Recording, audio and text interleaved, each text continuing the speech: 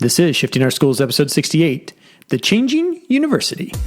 If you're looking to become an expert designer of authentic, purposeful, technology-rich learning experiences for your students, you've come to the right place. Welcome to Shifting Our Schools with your host, Jeff Udick. Well, welcome back to Shifting Our Schools. Thank you for downloading and listening this week. We have a great conversation today for you about changes happening at the university and just new ways to think of formal education at some of the highest levels. For those of you that want to continue your formal education, I think you're really going to be interested into hearing what we discuss today. It's been a university couple weeks for me, actually focusing on what is changing and happenings that are needing to happen at the university level. So often I am talking with educators who, especially high school teachers, who say, we would love to change, but the universities aren't. And that's just not true. Universities are changing as well. We're all changing in a time of connectedness. And today's conversation really does dive into that. But the last couple of weeks, I found myself really focused in on universities, and by no means because of anything, then it just happens to be that way sometimes. And a bunch of university stuff has come my way. So one thing that I've been working on for the last about 3 months, actually, is I was asked to write an article for an upcoming journal. And the journal is called Critical Questions in Education, or CQIE. And I wrote an article that is going through the review process now. It's a peer-reviewed article, so it's going through that process now. But the title was Becoming Relevant Again, and it's all focused on universities. What I do is I take the connectivism learning theory from George Siemens, and I really dig deep into each of the principles of that theory and how they need to be applied in an educational setting. So I'm looking forward to that, and my goal is once it gets reviewed and gets published, I'll be able to actually read it here on the podcast and do almost like an audio article, if you will. But I'm excited about that. But that's been the last couple weeks. Or the last couple months, actually, I've been focused on writing this journal article, talking about changes that need to happen and are happening at the university level. And then, of course, working with Lissa, who we had on a couple episodes ago, and our new partners at the University of Kentucky on our own new, what we're calling stackable certificates that we are rolling out, starting with our COTEL program, which for us is our Certificate of Educational Technology and Information Literacy. And it's stacking on top of these certificates that the University of Kentucky has. And that's where our interview comes from today. At the same time, Chrissy Hellier is getting educators all fired up to connect their classrooms through our Connected Teacher series and our micro-credential. If you follow eDuro Learning on Facebook, you got to see a great Facebook Live. And if you haven't followed eDuro Learning on Facebook, now's a good time to do it. But Chrissy did a Facebook Live last week from the very south tip of the southern island of New Zealand, the south tip of the southern island of New Zealand, which is where she calls home. She is one of the founders here at eDuro Learning. And she calls the south tip of the South Island in New Zealand home. And she did a Facebook Live from her build site. She's building a house down there.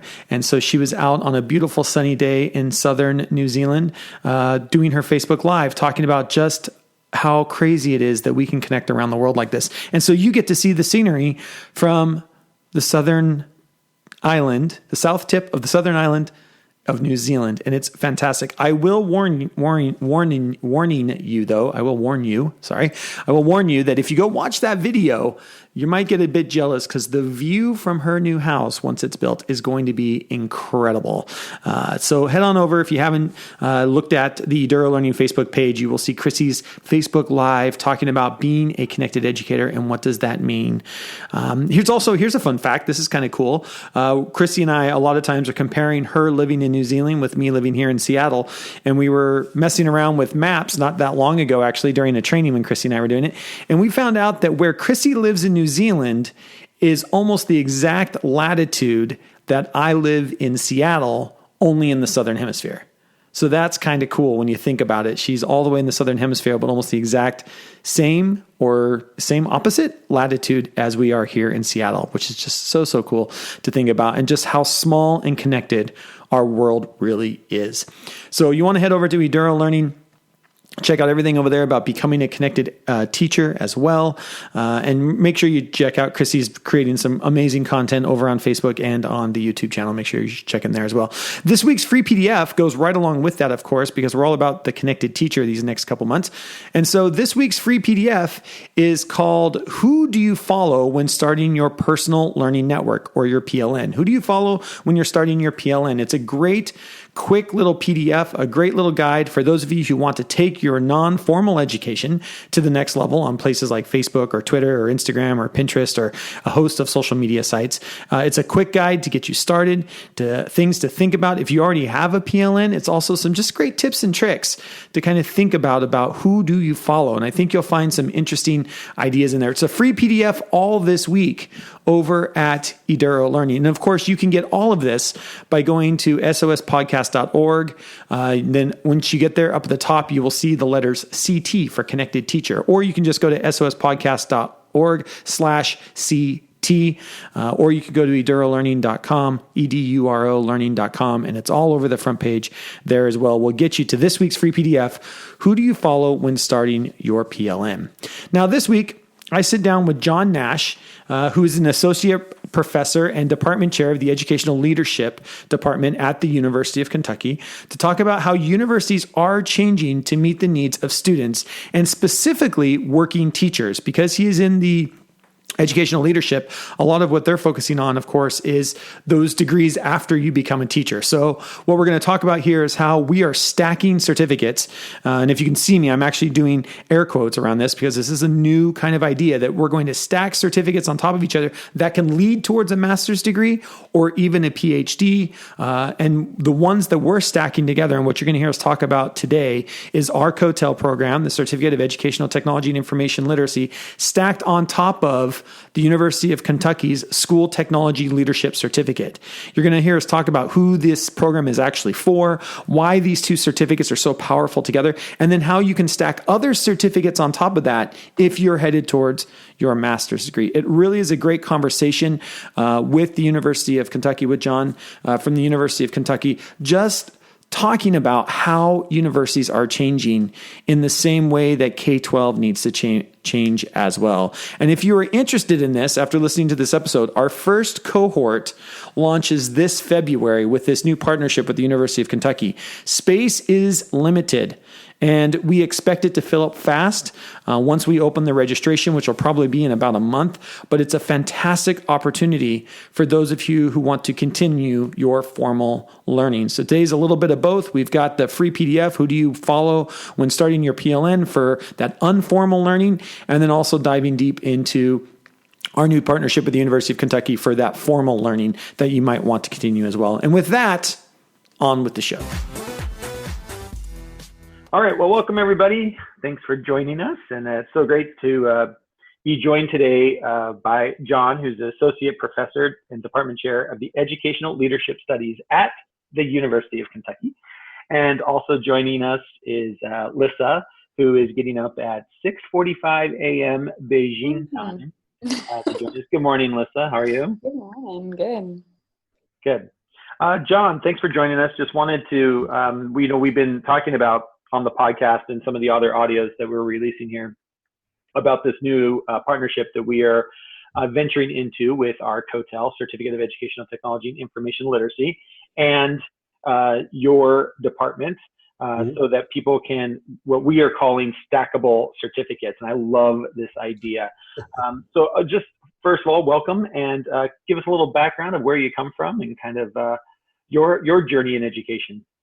Sure. Yeah. Thanks for having me. And hi, everybody. I'm John Nash. I'm a native of the San Francisco Bay Area, and come to Kentucky via a circuitous route of several states. My BA is in developmental psychology from University of California, Santa Barbara.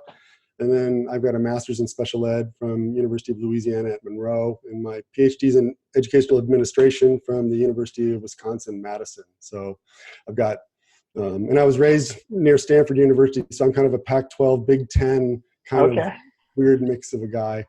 But, I've had different positions both in higher ed and outside higher ed.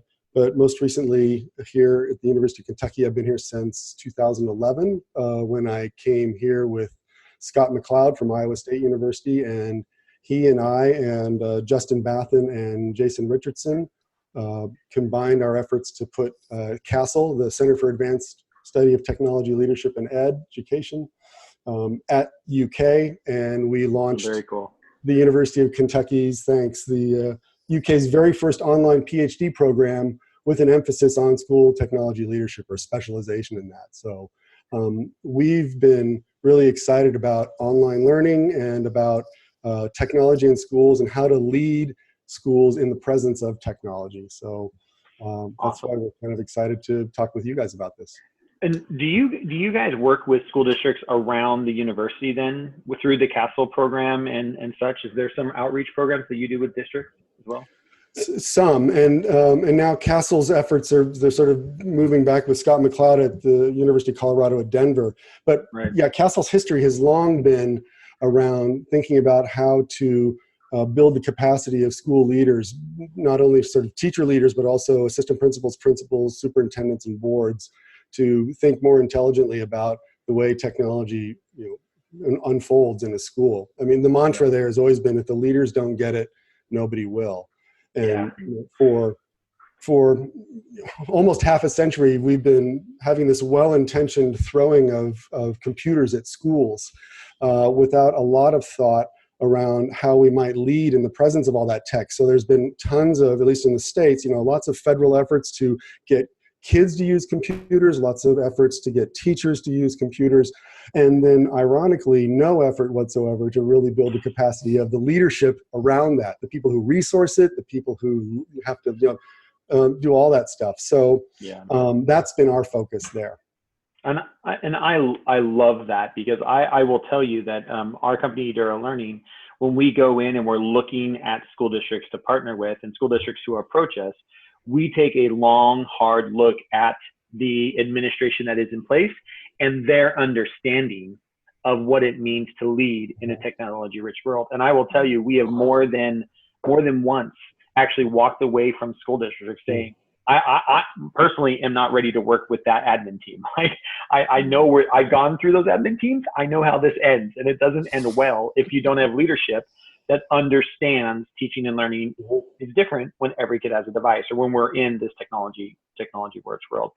Lissa, talk to us a little bit. Just give us a little background. And Lissa and I, for those of you that listened to the podcast a couple episodes ago, Lissa and I kind of talked about how excited we are about this partnership between COTEL and the University of Kentucky and their certificate program. Lissa, can you just give us just a quick, why are you excited for this? And if you didn't hear that podcast, the best part about that podcast is Lissa is a COTEL graduate and University of Kentucky graduate. So she has gone through both programs. So I think she just brings so much to the table in understanding how this partnership is going to work and why these two programs, why now. So Lissa, can you kind of give us a little background on that? Yeah. I feel like with John saying that they came in 2011, I found the program in early 2013. So I feel like I found it exactly the right moment. So that makes me even happier. But yeah, I just, and as we've been, of course, I did both programs and loved them. But, as we've been really looking at this partnership, I've just gotten even more excited because of that idea that you get to combine the best of both worlds. With COTEL, we are known for the practical application. I get to immediately apply this in my classroom. And now we get to partner with a tier 1 research university where you really, what I found when I was going through the program is really that why of everything. Having access to a university library was really awesome for me. And diving deep into, okay, but what does the research say about this, and what are people finding about this? Oh, that's why this works. That's why I'm seeing these results in my classroom. And then when I'm, as a teacher, if I'm going to my admin and trying to advocate for something, not only do I have the empirical research, I also have my practical application. So those things to me just go so well together. And that teacher leadership aspect of it, I get to be innovative in my classroom. And then simultaneously I'm learning how to be a leader and help my whole school and, just outside my classroom. And I think that's really powerful too. Yeah. Yeah. I love that. And we've been looking for quite a while to partner with a university. And I'm so excited that we've gone through this process with you, John, and Jason and Justin as well. And really, I really feel like we have found a university to partner with. I was wondering, from your standpoint, why did you choose Cotel, or what is it that you're excited about from your end on being able to partner with us? Yeah. Well, I think that there's a synergy between our efforts. UK has, through our work with our school technology leadership program, has been trying to lead in bringing ed leadership to a global audience because we have an online program.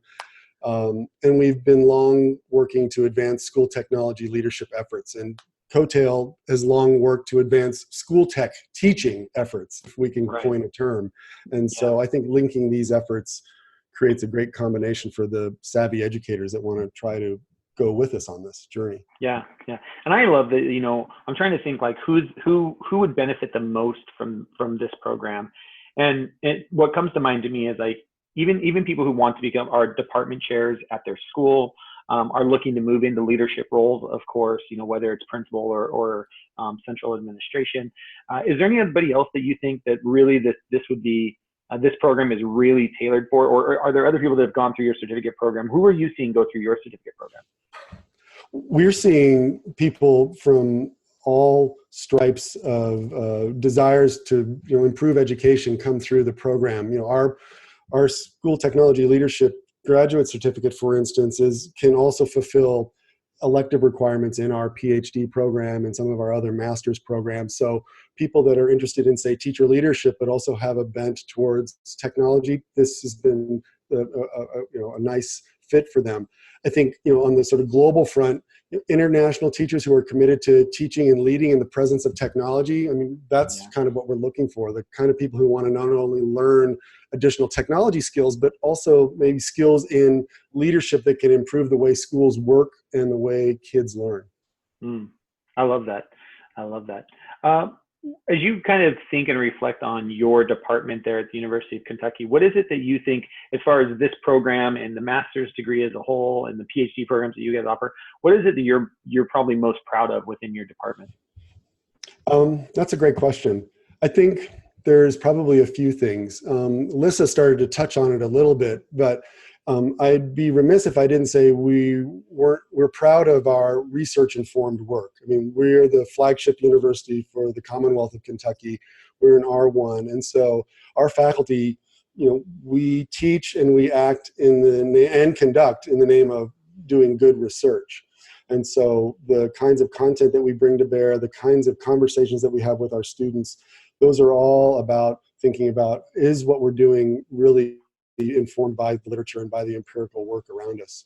I think we're also, because we're talking with you guys, but we're proud of our international scope, not only because we've been doing online work, but we've also been physically on the ground in international settings. Jason Richardson did his dissertation work in Cambodia, looking at the integration of technology there. He and I have been doing work there, and also we've been to India together for some of the ASB and some of this stuff like that. Tomorrow morning, I'm getting on a plane to Ho Chi Minh City. And so the international school community has also been welcoming to us on the ground as we think about and understand what their needs are, where their unmet needs are, and how we can create programming that makes sense. Yeah. I think we're pretty proud of our collegiality. We connect with the students, and I think, then the faculty, and we keep mentioning this core of folks, but there are more unsung heroes there that the students will be exposed to, that we get along. We're a good bunch. Yeah, that's cool. And I will say that is one thing that I think Lissa brings up over and over again is when we tagged Lissa to kind of run this cooperation or this partnership and trying to overlay our curriculums together and figuring out where they match. She was so excited to be working with you and Justin and Jason again. almost every meeting, she's like, it's incredible having meetings with these brainiacs. So I think that's pretty cool. Do you want to add anything to that, Alyssa? Like just what it's been for you to kind of look at, the COTEL curriculum, the UK curriculum, and being able to kind of try to mesh these things together so that we're doing both, both certificates a service. Yeah. And that has been really great. Like, I've all three of you guys were my professors during their course. And of course I had other great ones too, but you three were my core professors. And so to be able to now like continue to work and learn from you guys is awesome. And it just comes at a perfect time for us because we've known for about a year that because of the new ISTE standards for educators, that we need to look at our curriculum again. And so this just comes at the perfect time for us to not only look at the curriculum, but then also how that matches your curriculum. And like the last meeting I had with Justin and Jason, we were looking at how, because the University of Kentucky curriculum is the ISTE standards for education leaders, now that it's not admin anymore, they're like revamped standards, and then looking at the ISTE standards for educators and how those go together and how we can, like you guys have said, that synergy and how we can hit the best of both. And so that's why I'm, again, so excited about this, because as people are going through this program, they're not just getting the education leader side or just getting the educator side. They're getting both experience in both of them in order to really best help drill down to those student standards. Yeah, I love that. And that's, to me, that's the part that I think I was most excited about. I still remember it's almost probably about a year ago now that Jason and I had the first kind of Skype call or hangout where we started talking about what this partnership might look like. And I was so excited when he started talking about this idea of stackable certificates towards a master's degree. And I think for I'm always looking for innovative universities. We're looking for universities to lead the way. And especially somebody who works with a ton of K-12 schools, I hear from teachers over and over and over again, well, universities aren't changing. Universities aren't changing. And I keep trying to say they are. You just haven't been to school in a long time, so you don't know they are. And so I really want us to focus in on this idea of what are the shifts that, John, that you've seen even when we talk about this idea of stackable certificates. What was that change like at the university? And is it expanding beyond your department? Is the universities and all really starting to look at, especially master's degree and PhD programs? And where's this movement coming from within the university? Yeah, that's a great question. And I think there is still a glimmer of hope for innovation inside big universities. In spite of what people may be saying, we've seen from our own experience since 2012 when we launched that online program, and also what's been borne out in reports that we've seen coming down the pike, actually inside our university at the provost level even, that the movement seems like there's a path through higher education where learners are going to earn multiple credentials throughout their lifetime and their careers.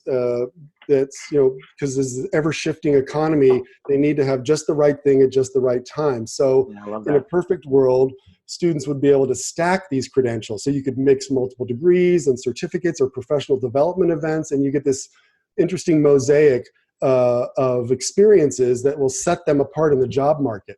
And so while it sounds like maybe it's a mishmash, it's really not. It's a purposeful linking of these different resources that allows our students to build a resume that makes them look really good in the marketplace. And it kind of started even back in that 2012 event when we were featured in an article in Inside Higher Ed. And Joshua Kim, who wrote this article in 2012, referred to something called micro-targeted online programs, or MTOPs.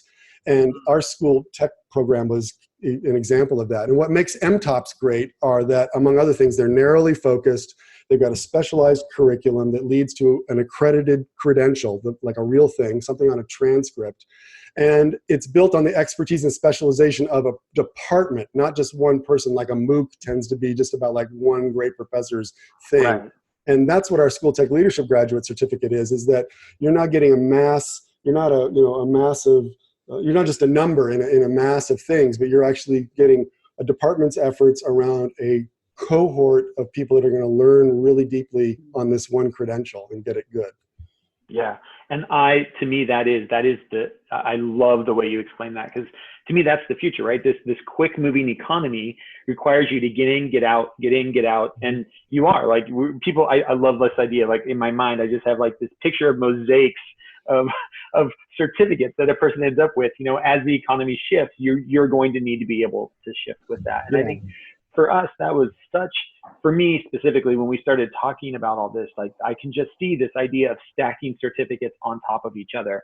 And so now you have your education technology leadership certificate, you have the COTEL certificate, and Lissa, this just came through, I think a couple of days ago, we are still allowed to get your Google education trainer certificate. So now you take one program, and through our one program, you have the University of Kentucky certificate, you have a COTEL certificate, and you get a Google education trainer certificate, all by going through one program together. And to me, that's just like, it blows my own mind. Like, what? You can do that?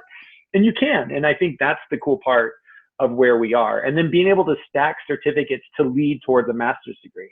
I mean, to me, that's huge, right? So can you talk a little bit about that? So this one certificate, the certificate that COTEL is a partnership with, is Educational Technology Leadership Certificate, correct? Yeah, school technology leadership. Okay, school technology leadership. And then what are the other certificates that you could take towards a master's degree? Yeah, we have two others. And so the School Technology Leadership Graduate Certificate is the full name of it. And you can almost think of these as diplomalets, because when a student finishes a graduate certificate at the University of Kentucky, it's a transcriptable event. It appears on a student's transcript as something on there and that they can show. So we've got that one. And then we have a graduate certificate in deeper learning, and we have a graduate certificate in instructional coaching. And we forecast 2 additional certificates in the near future, one in executive leadership, think school heads. Right. So, and then also one in schools, communities, and families. Oh, that'll be awesome. Yeah. I can see some other partnerships in our future. I tell you, for sure. I love that. I love that idea. What are you probably most excited about this partnership with us and with the COTEL, being able to stack COTEL on top of your certificates as well? Yeah. How do you summarize that? I think we're excited about program, and we're excited about people. I mean, we're excited to have a program that's flexible, that's online, that's affordable. We're excited to learn from new people. Sure, we're professors, but we never stop learning, and our students are really a primary source for that discovery. So I think we're probably excited about those 2 things. Cool. Very, very cool. Lissa, any questions you would like to ask of John? Or John, any questions for Lissa and I here as we wrap this up? I guess likewise, what are you excited about as we go forward, and how do we talk about what people will do next? Yeah, I think that's a good question. I think for me, what I'm excited about is we have believed, and the background of COTEL is it was something that when Kim Cafino and I were working at the International School of Bangkok, our admin asked us to put together this program, and they gave us the curriculum from another university, and we looked at it and said, this is really, really bad. We'll make our own. And that's where COTEL came from. And that was with other people, of course. It wasn't just Kim and I, but Dennis Harder and Chad Bates were also very much involved in that. And I think what came out of that was very much a understanding, much to the same point, that understanding that we are in a changing economy, and needing to help teachers understand what it means to be public. We are told in K-12 education anyway, that you've got to stay private, you can't be public. And I think we're paying that price right now in public education, in that schools aren't telling their stories because we're so scared to. And so schools don't tell your stories. And when you don't tell your story, you allow other people to tell the story for you. And when other people tell the story, they now run the narrative. And this is why, public education, I think right now is getting a really bad rap, because nobody's telling the amazing stuff that happens every day in your classrooms. You only ever get to hear, the one side of the story. And so very much the COTEL program was built on helping people understand how to be public, understanding you must be public, and understanding how the reflective practice is the most important part to learning. And that is what Totel was always built on, was this idea of being publicly reflective through your blog. And so for me, I think it's always been this rich program, but it's been missing the, I don't know, for lack of a better term, the authoritative underlines of a university to really make it seem as good as it is. And so, we're so excited that a university, that we're able to partner with a university, and a university is looking at us saying, yes, what you are having students do matters. What you are having students do is what we expect students to do in university. And there's going to be some overlap on assignments and things that we do, and you're going to have to do a little bit extra because it is that University of Kentucky is going to ask you to do, and you're going to have to do some stuff that we're going to ask you to do. But the majority of this thing is really overlapping, back to Lissa's point, around those ideas of both the educational standards and the leadership standards coming from ISTE, and trying to really meld those together. And that's really where we are in this process right now, is trying to figure out how do we fit your program and and our program together, which is to me is the exciting piece, right? Like, how do we make sure we've got that research base with ours? So I think for me that is that's what I'm most excited about, is just this idea that we're going to have something new and different that's not out there. And I'm always looking for something new and different that's never been done before. I love that challenge. And so for me, I'm excited to have found you and your team to go on that journey with us and figure out something new. So I think for me, that's what I'm most passionate and excited about. Nice. Lissa, how about you? What do you think? Well, I feel like I've spent hours talking about how excited I am and why I love a whole other podcast episode where Lissa gets to talk right. about it. Yeah, I just got to talk for an hour about my excitement. So I'm kind of wondering, John, what the different paths people might take after, or do take after they finish their school technology leadership certificate. Where might they go with that within the university? Oh, within the university. Yeah. Yeah. Well, they can, depending on what kind of background they have and what sort of degrees and credentials they arrive with, their pathways might be into another graduate certificate that might be of interest to them. And maybe it's deeper learning, maybe it's instructional coaching. It might be that they consider then taking those hours and transferring them into our master's degree in educational leadership, which is, we like to think of as a focus on teacher leadership. So really prepares folks for taking leadership roles in their schools, or depending on where their own station is in their career ladder, that might prepare them to be, take the next step for school head or, department chairs or what have you in that route. And then those students that are interested in going even further, they can consider doctoral work with us. So there's a lot of choices down the road. Yeah, I love that. I love that, getting a certificate doesn't lock you into a path.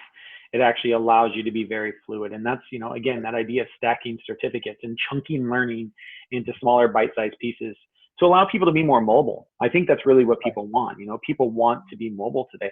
And if somebody wanted to go to a different university, does the certificate then, does it transfer? Is that part of that? Actually, that's usually best answered by that other university. Okay. But the fact that the courses are at an accredited flagship institution doesn't hurt the argument. But I could never say whether they would instantly go. But right. Yeah. And to me, I think that's sorry, go Lissa. Sorry, I was wondering, there's also, the University of Kentucky also does a superintendent certification or endorsement, right? Yes. And that's the impetus for the executive education graduate certificate. So basically, and this is us being responsive to the market. So we have students who are leading overseas. They look to our superintendent certification courses to prepare them and give themselves bona fide credentials to say to a school, an international school system, I'm ready to lead, this particular international school. We've got 3 campuses. We've got a primary, a middle, and we need a head over all those principals.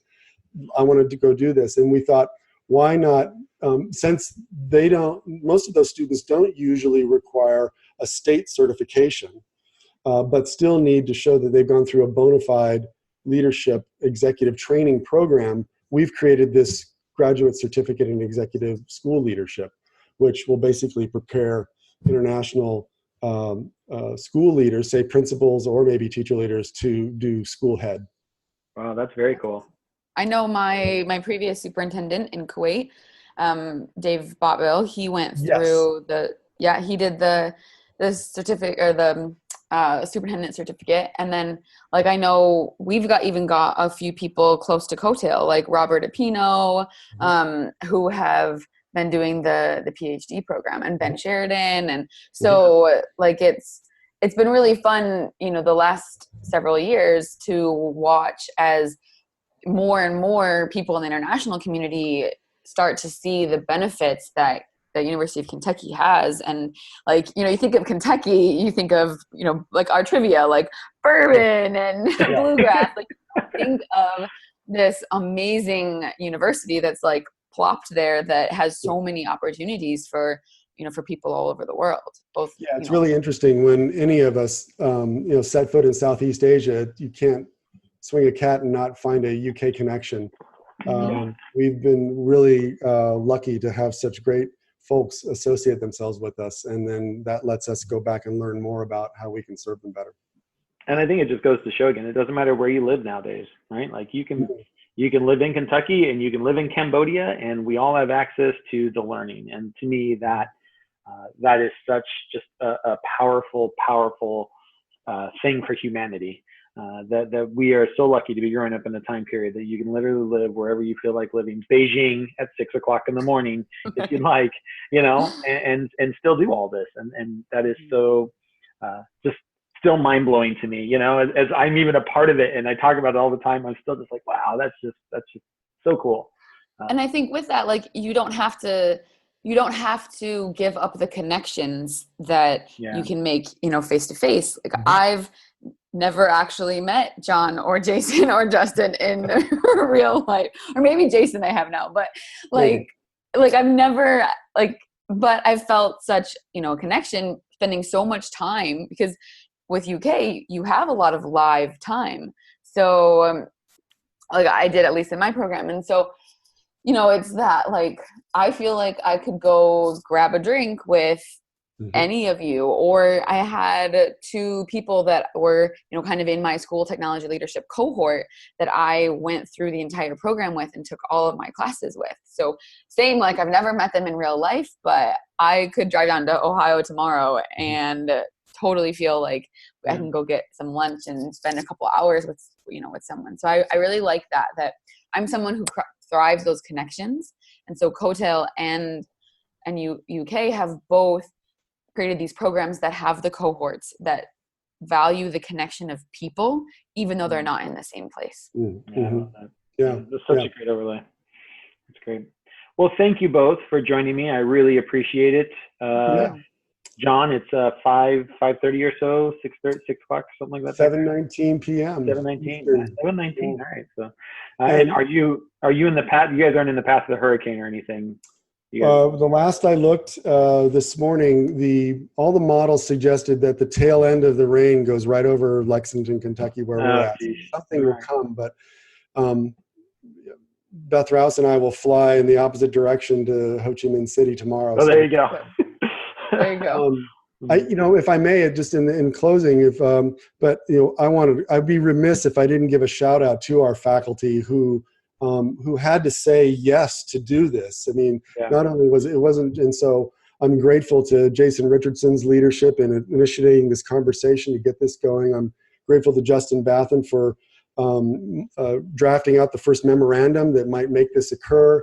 And then, I'm thankful to all of our other faculty, Beth Rouse, Lars Bjork, Tricia Brown-Farino, Amanda Potterton, Maria Cahill, Lou Young. They all had to go, yes, we agree to do this.